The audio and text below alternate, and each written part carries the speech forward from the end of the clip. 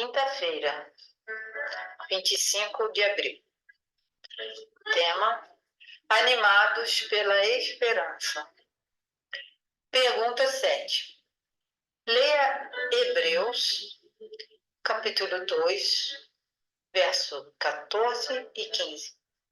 E responda: como os cristãos da Idade Média experimentaram a realidade do grande conflito? Então vamos ler Hebreus, esse é o sinal do livro de Hebreus 2, verso 14 e verso 15. Verso 14. Portanto, visto como os filhos são participantes comuns de carne e sangue, também ele, semelhantemente, participou das mesmas coisas, para que pela morte derrotasse aquele que tinha o poder da morte, isto é, o diabo. Então aqui está dizendo que o diabo tinha o poder da morte e ele queria que todas as pessoas morressem. Ele é muito mau, né? E aqui está falando de Jesus. Verso 15. E livrasse todos aqueles que, com medo da morte, estavam por toda a vida sujeitos à escravidão. Ou seja, todas as pessoas que têm medo de morrer, eles estão escravos de Satanás.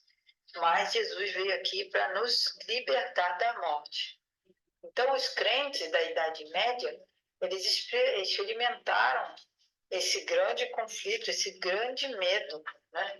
Eles tinham medo porque eles ensinavam, a Igreja de Roma ensinava que as pessoas eram pecadoras e que iam para o inferno, queimar eternamente. E isso não é bíblico. Inferno eterno não é bíblico. É falta de um estudo mais aprofundado e de um entendimento que vem de Deus. Então, as pessoas tinham muito medo de ir para o inferno e acabavam fazendo coisas muito estranhas até para poder se livrar do inferno. Isso aí que acontecia na Idade Média, né?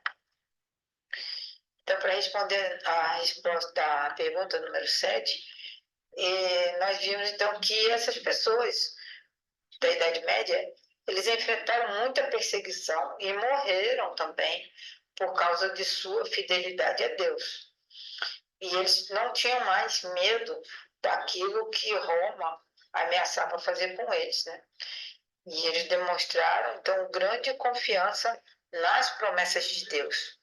E passaram, então, a entender que Deus é que tinha a verdade e não a Igreja de Roma. Bom, assim nós vemos, então, né, que as pessoas na Idade Média, eles passavam realmente um grande conflito por causa da grande perseguição da Igreja Romana.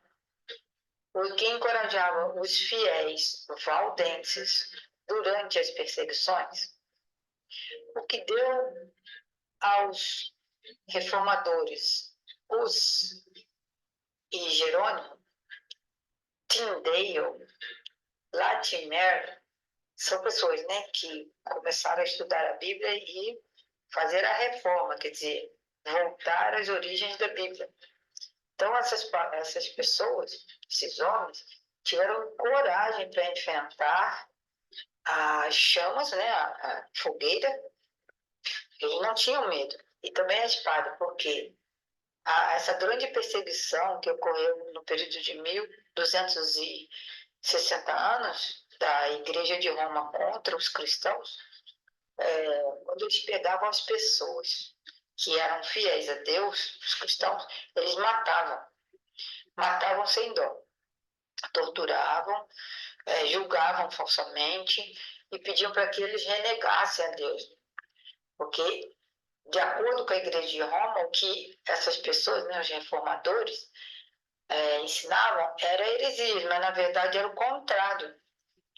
Era a Igreja de Roma, na Idade Média, nesse período escuro de trevas mesmo, de falta de conhecimento de Deus, que levou as pessoas então à escuridão e trevas morais. Eles tinham esse problema muito grave, né?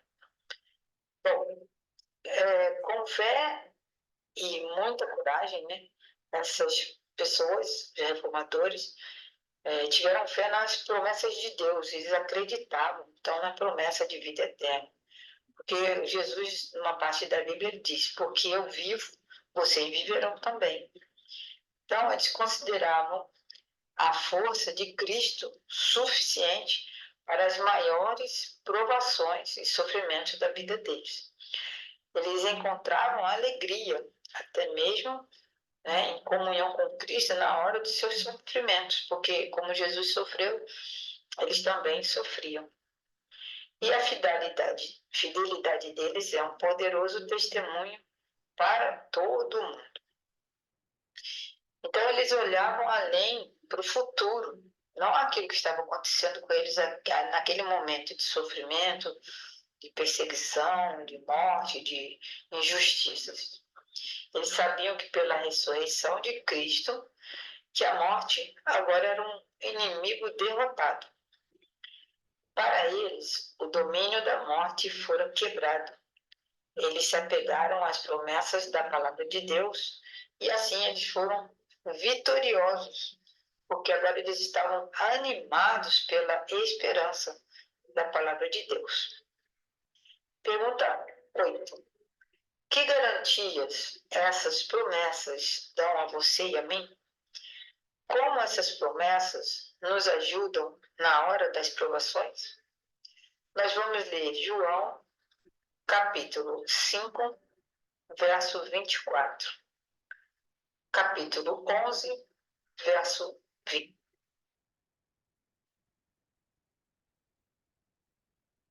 25 e 26. E 1 João, capítulo 5, de 11 a 13. João 5, 24. Em verdade vos digo que quem ouve a minha palavra e crê naquele que me enviou tem a vida eterna e não entra em condenação, mas já passou da morte para a vida.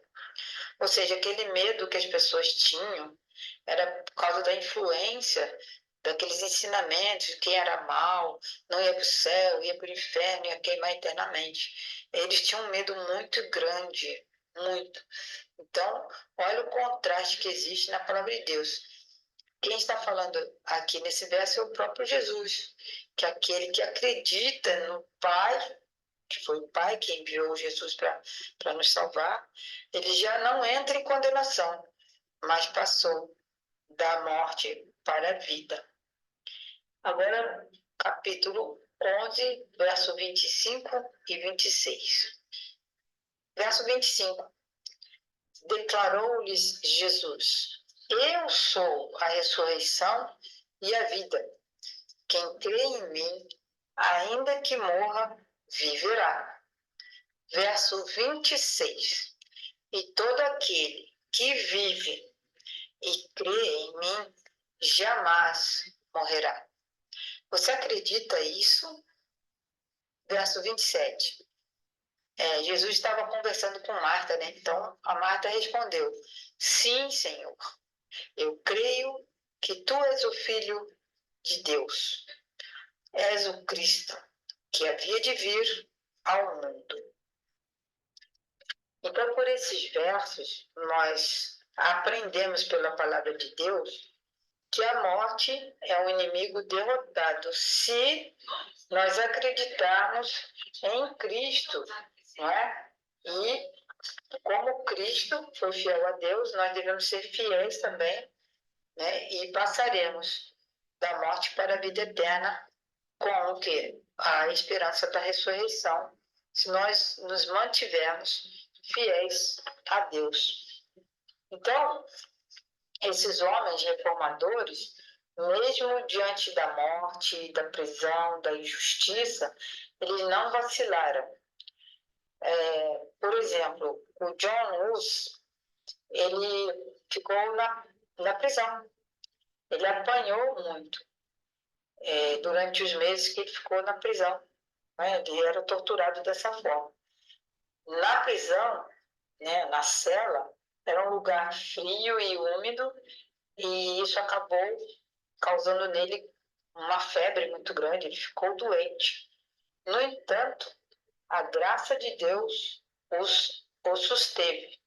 Então, ele ficou firme pela graça de Deus, mesmo apanhando, mesmo doente, né?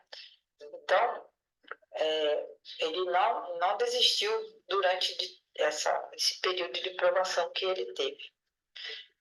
Então, ele colocou assim, escreveu uma carta que ele colocou esse conteúdo. Escrevo esta carta na prisão e com as mãos algemadas, dizia um amigo, esperando a sentença de morte amanhã. Isso então um dia antes dele morrer. Quando, com o auxílio de Jesus Cristo, de novo nos encontraremos na deliciosa paz da vida futura. Você saberá como Deus se mostrou misericordioso para comigo. Então, o John, ele tinha tanta fé, né, de que vai ser ressuscitado, que ele estava escrevendo para um amigo e dizendo: outras coisas que eu estou padecendo aqui, eu vou contar para você quando a gente ressuscitar. Então, a admoestação de Paulo é muito importante. Por quê? Ele fala o quê? Para nós, para aquele povo daquela época e para nós também. Guardemos firme a confissão da esperança, sem vacilar, pois Jesus, que fez a promessa, é fiel. Isso está em Hebreus 10, 23. Então, assim como as promessas de Deus sustentaram o seu povo nessas eras passadas, nos tempos passados, elas é que vão nos sustentar agora. Por isso que eu já aconselhei vocês, né? Memorizem as promessas de Deus, porque assim como Cristo sofreu perseguição, falso julgamento e a morte, ele ressurgiu, ressuscitou. Assim ele vai fazer com todos os seus servos fiéis daquela época, né, da Idade Média, que começou, né, o ensino da Bíblia, combatendo as heresias de Roma, e hoje em dia também nós podemos passar por algumas provações, quem sabe prisão e até morte, quando as coisas, né, se acontecerem do jeito que Jesus disse que vai acontecer. Então, se preparem, porque o ódio de Satanás é o mesmo, antes, durante e agora conosco, porque Satanás odeia os filhos fiéis, que são fiéis a Deus, e que ele quer acabar com essa raça de fiéis a Deus. Mas não vai conseguir, porque as promessas de Jesus são para nós.